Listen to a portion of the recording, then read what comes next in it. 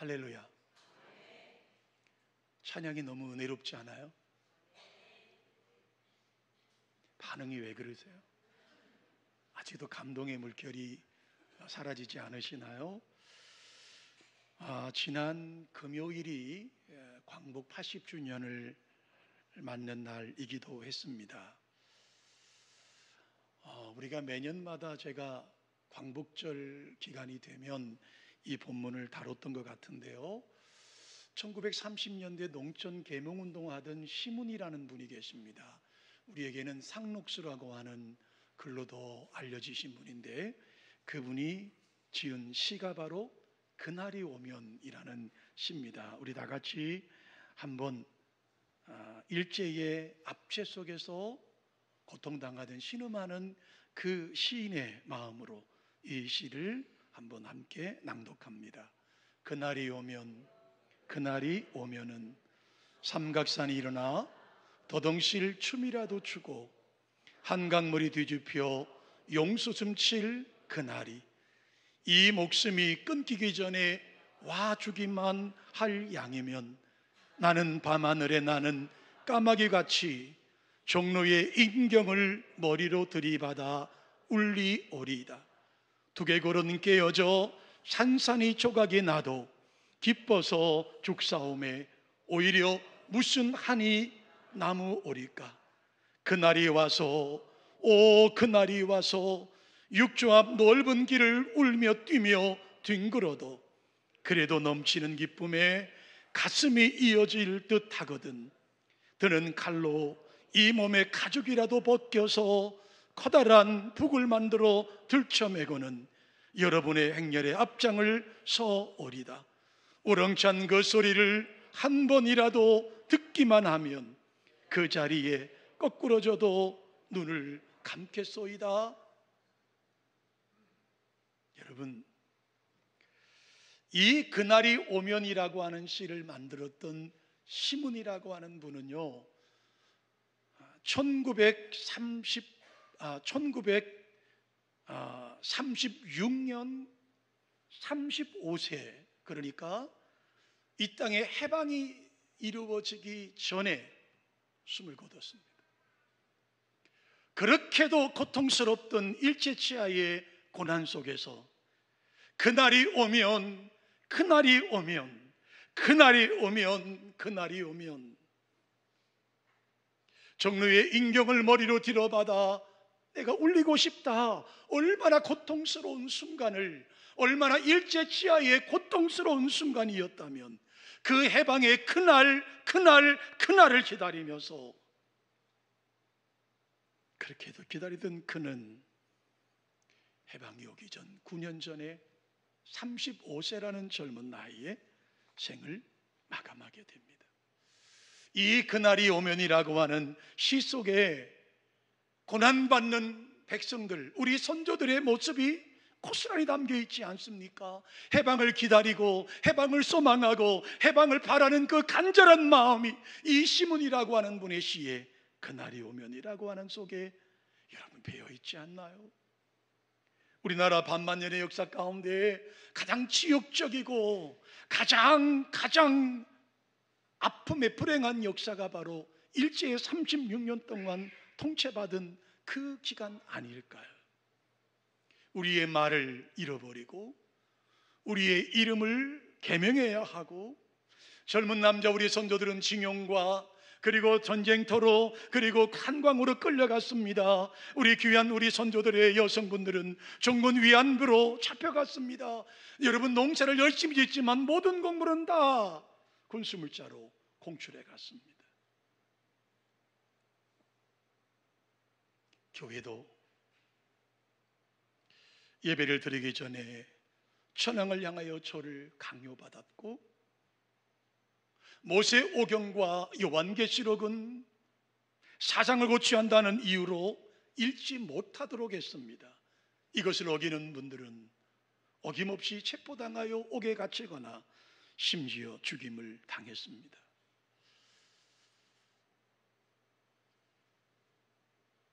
이 땅에 그렇게도 소망하던 광복, 많은 서적을 참고해 보면 신앙의 절개와 구국의 절개를 가졌던 많은 분들이 변질되고 결국은 일본인들의 앞잡이가 되는 모습을 종종 보게 됩니다. 왜 그랬을까요? 왜 그랬을까요? 아마도 이 민족이 다시는 해방을 보지 못할 것 같았기 때문 아닐까요? 그만큼 여러분이 이 땅에 해방이 온다는 것은 비관적이었기 때문이 아니었을까요? 그렇게 절망적인 사건이 해방이 아니었을까요? 그런데 갑자기 해방이 온 것입니다. 오늘 본문의 말씀처럼 마치 꿈을 꾸는 것 같은 기분에 빠진 것 같은 그 상황이 토로된 것입니다. 여러분, 뜻으로 본 한국 역사라는 책의 함석헌 왕은 우리나라 해방에 대해서 이렇게 표현하고 있습니다. 우리나라 해방은 도둑 같은 해방이었다. 예기치 않았다. 갑자기 우리에게 주어진 해방이었다. 그리고 이 해방은 하늘에서부터 내려온 것이었다. 어느 누가 노력해서 얻어진 것이 아니라 우리는 가만히 있는데 해방을 스스로 할 능력이 없는데 하나님께서 베풀어 주신, 하나님이 주신 선물이라고 함석헌 선생은 우리에게 말하고 있습니다. 여러분, 오늘 우리 읽으셨던 이 시편 126편은 시편 120편부터 134편까지 이어져 오는 성전에 올라가는 노래 또는 성전에 올라가는 순례자의 노래라고 하는 제목을 붙여져 있습니다.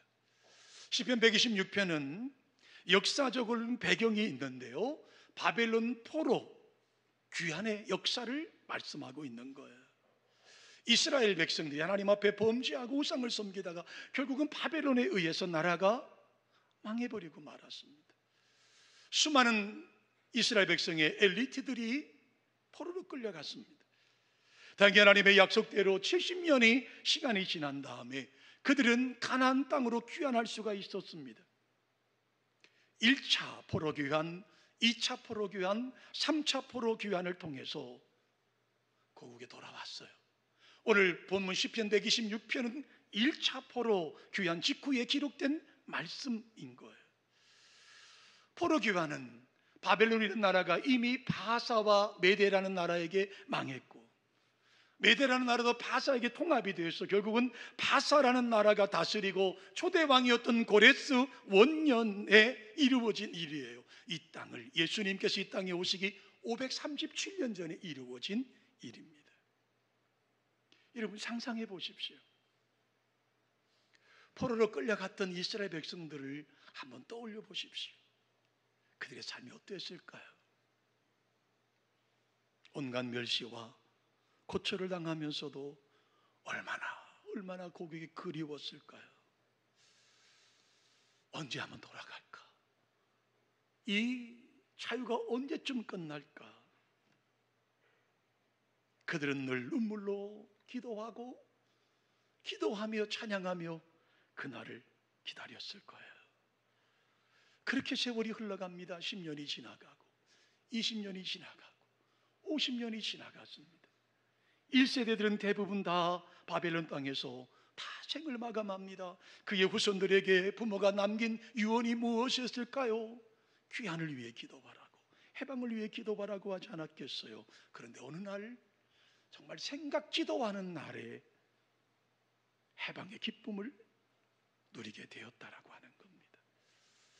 그 말씀이 여러분 1절부터 3절까지 그 당시의 모습을 소개하고 있습니다. 우리 다 같이 1절부터 3절까지 우리 본문의 말씀을 읽어보실까요? 읽습니다. 여호와께서 시온의 포로를 돌려보내실 때에 우리는 꿈꾸는 것 같았도다. 그때에 우리 입에는 웃음이 가득하고 우리 혀에는 찬양이 찼었도다.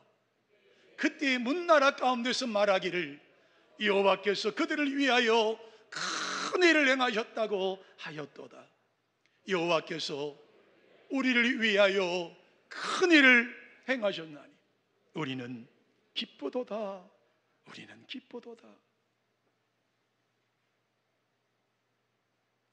여러분, 70년의 시간이 지났습니다. 36년 동안 일제의 침략을 당하고도 그렇게 피비린내 나는 그 애틋한 마음을, 심정을 담았던 시문의 시를 읽지 않으셨습니까? 포로로 끌려갔고 이방 땅에서 70년을 살았습니다. 다시는 고향 땅을 밟지 못할 것이라는 절망 속에 살아갔습니다. 상상할 수 없는 현실, 상상할 수 없는 일이 그들 가운데 벌어진 겁니다. 그것이 바로 귀한 해방이 되는 것이죠. 이 엄청난 귀환을 경험하면서 그들은 1절에 뭐라고 말합니까? 내가 고향 땅 예루살렘에 돌아간다는 그 기적이 우리에게 일어났을 때 사람들은 마치 꿈꾸는 것 같았다고 말하지 않습니까? 꿈꾸는 것 같았어요. 상상도 할 수 없는 일이 뜻밖의 이루어진 거예요. 꿈꾸는 것 같은 것밖에 구석에 할 수 있는 게 없는 거죠. 믿겨지지가 않는다고.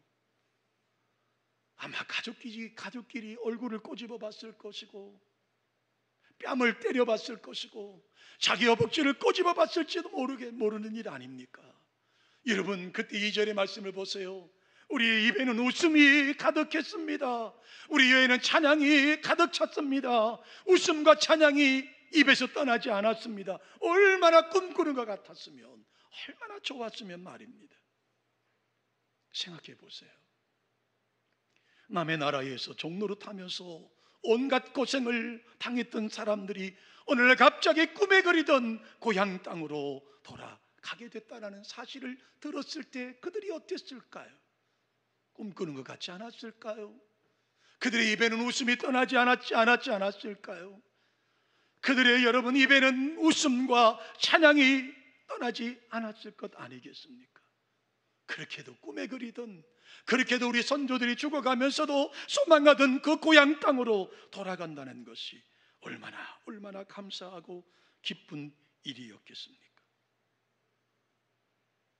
아마 우리의 해방도 그렇지 않았을까요? 80년이 되었습니다. 아마 여기 80이 넘으신 어른들, 아마 그 시대를 어릴 때니까 잘 기억을 하지 못하셨겠지만, 여러분, 우리의 민족도 동일하지 않았을까요? 일제시대 때 일본으로 끌려갔던 제1동포들이 광복이 되어서 해방이 되었다는 소식을 들을 때 그들은 꿈꾸는 것 같지 않았을까요? 그들의 입에는 여러분, 눈물의 입술에는 여러분 너무너무 좋은 웃음의 소리가 끊이지 않았을까요? 사할린의 동포들이 고국 땅을 밟았을 때 그 감격이 여러분 어땠겠습니까? 그 제1동포들이 다시 조국 땅에 들어왔을 때 그 감격이 어떠했겠어요? 너무나 기뻐서, 너무나 좋아서, 너무나 행복해서 너나 할 것 없이 서로 부둥키 안고 웃고 웃으며 기쁨의 찬양을 부르지 않았겠습니까? 그런데 여러분, 그 기쁨은 오래가지 못해요. 그 기쁨은 오래가지 못합니다. 그 꿈꾸는 것 같았던 마음, 그 웃음과 찬양은 오래가지 못했습니다. 기쁨을 안고 70년 만에 고국 땅에 돌아왔는데 고국 땅은 비참하기 그지없는 상황에 처했습니다. 고향 땅에 돌아오긴 했지만 현실은 너무나 비참했습니다. 예루살렘 노성은 잿더미가 되었습니다. 폐허가 되어버리고 말았습니다. 하나님 앞에 성전에 제사를 드리던 그 화려하던 솔로몬 성전인 완전히 형편없이 무너져 버렸습니다. 먹을 것도 없고요, 입을 것도 없고요, 거처할 것도 없습니다. 이것이 그들에게 비춰졌던 현실의 모습이었던 것이죠. 자기 가족들이 살았던 옛 집들, 자기가 살았던 옛 동네들은 다 폐허가 되었습니다. 잿더미가 되었습니다. 현실은 참담하기 그지없습니다. 그때 그들이 겪었을 좌절감 얼마나 컸을까요? 바벨론의 70년 동안 우리의 선조들이 생을 마감하고 우리의 후손들이 고국 땅에 돌아왔지만 고국은 와보니 모든 것이 다 절망이었습니다. 다 황량하기 그지없습니다. 여러분, 그들의 모습이, 그들의 심정이 어떠했겠습니까? 여러분, 포로로 끌려갔든 징용으로 끌려갔든 종군 위안부로 끌려갔던 그 우리의 선조들이 조국 땅에 돌아왔을 때 그들에게 비춰졌던 이 조국 땅의 모습도 별반 다르지 않았을 거라고 생각됩니다. 광복은 주어졌지만 남북은 갈리는 고통을 겪었습니다. 광복하고 채 5년이 되지 않아서 6.25라고 하는 전쟁을 맞게 됐습니다. 그때의 침상은 말로 다 형용하기 어려웠을 것입니다. 절망의 나날을 보냈을 것이고 모두가 다 내일에 대한 두려움이 그들 속에 엄습했을 것입니다. 오늘 본문에도 여러분 70년 만에 고국 땅에 돌아왔지만 눈에 보이는 것은 다 절망이었습니다. 그래서 그들은 4절에 이렇게 하나님 앞에 간구하지 않습니까? 우리 4절 말씀 다 같이 한번 화면 보고 한번 하실까요?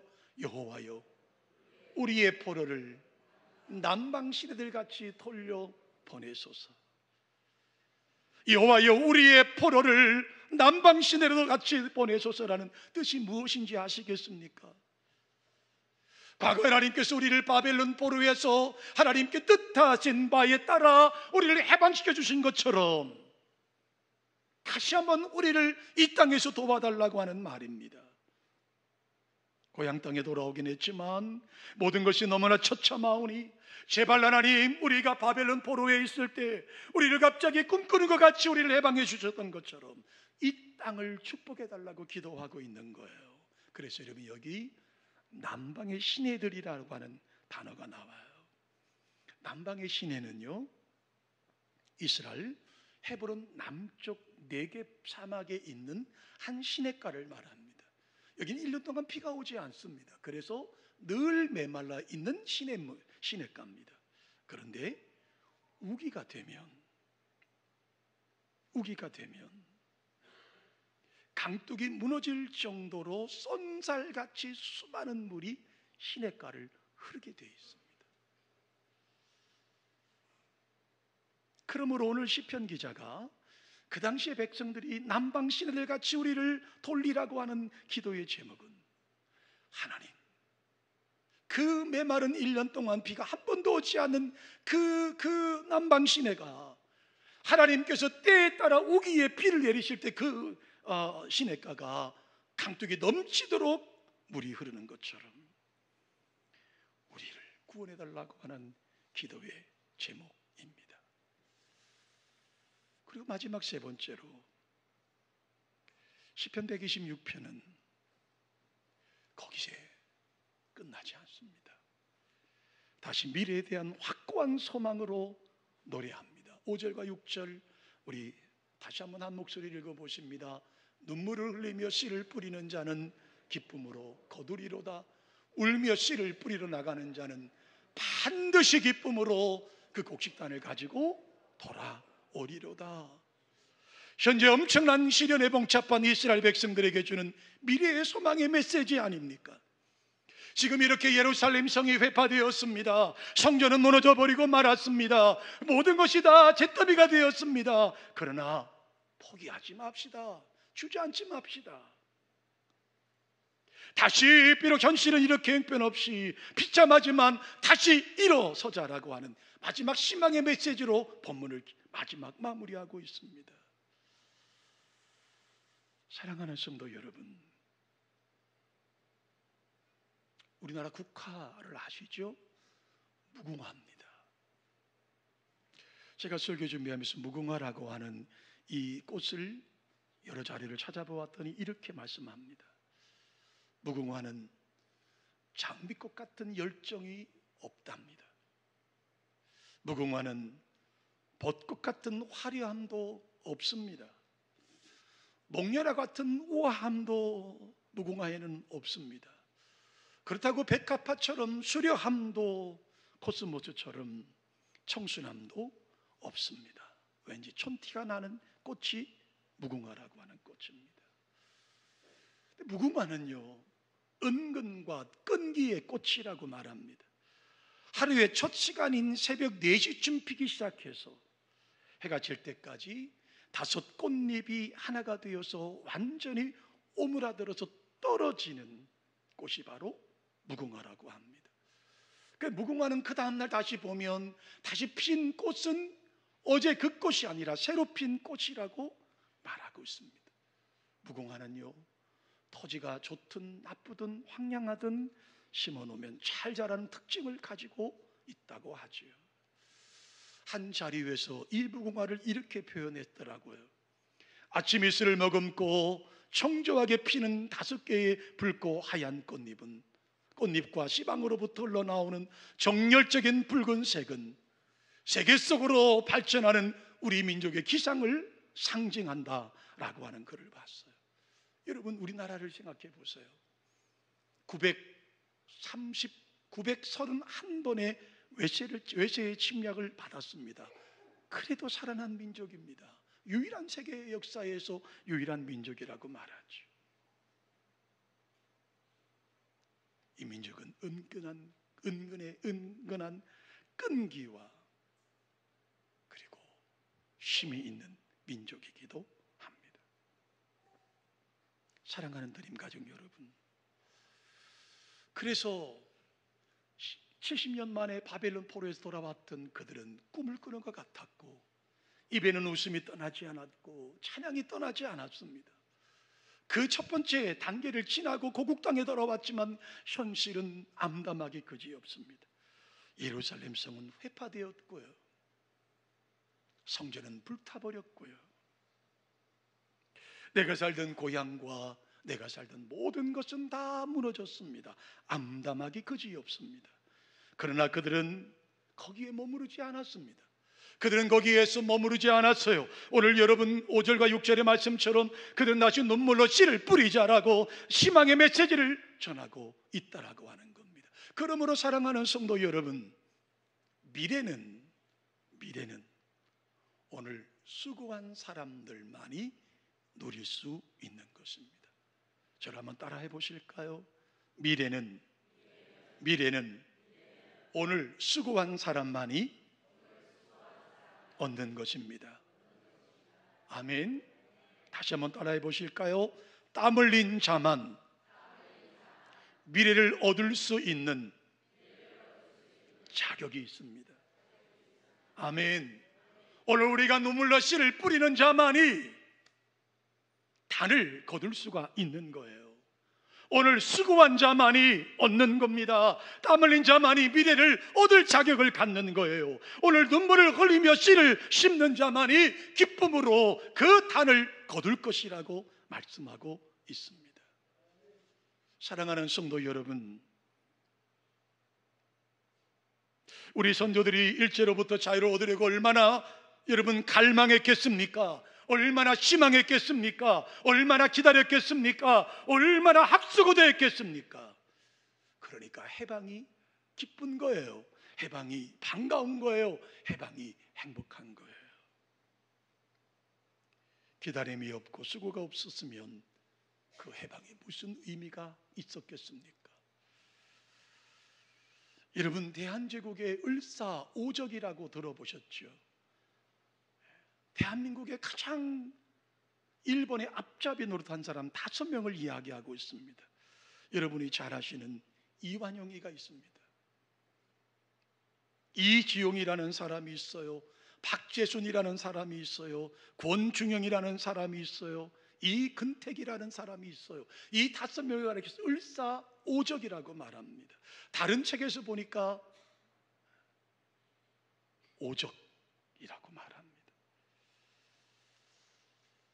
물론 이분들은 그 사이에 죽은 분들도 있어요. 그게 후손도 남아있지 않아요, 여러분. 그들은 얼마나 해방되지 못하도록 걸림돌 노릇을 했겠습니까? 그 사람들에게는 해방이 끔찍한 날이었을 거예요. 그들에게 해방은 아주 두려웠던 날이었을 겁니다. 남들은 다 행복해하고 들뜨고 대한독립 만세를 외치고 있지만 그들은 행복하지 않았습니다. 왜요? 기다림이 없었어요. 수고함이 없었어요. 그러므로 다시 말씀드립니다. 기다림이나 사모함이나 수고함이 없으면 기쁨도 없는 법입니다. 해방은 기다리는 사람들의 것입니다. 사모하는 사람들의 것입니다. 수고한 사람들의 것이었습니다. 사랑하는 성도 여러분, 이 말씀을 마무리하면서 오늘 저와 여러분은 어떤 눈물을 흘리고 계신가요? 여러분은 삶의 현장에 어떤 눈물의 씨를 심고 계십니까?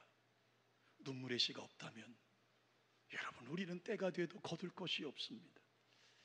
이곳에서 오늘 뿌린 저와 여러분의 눈물이 씨앗이 되어서 미래의 어느 시점에 우리가 생각하거나 상상하지 못할 그때에 하나님의 구원의 은총이, 하나님께서 우리를 위해 행하시는 크고 놀라운 일을 저와 여러분들의 두 눈으로 똑똑히 보는 날이 오기를 주님의 이름으로 축원합니다. 그때까지 함께 눈물의 씨를 뿌리십시다. 그때까지 함께 저와 여러분이 눈물의 씨를 이 드림재단에서 뿌리십시다. 그때까지 우리의 입술로 하나님을 향하여 눈물의 재단을 쌓는 저와 여러분 되시기를 주님의 이름으로 축원합니다. 하나님 감사합니다.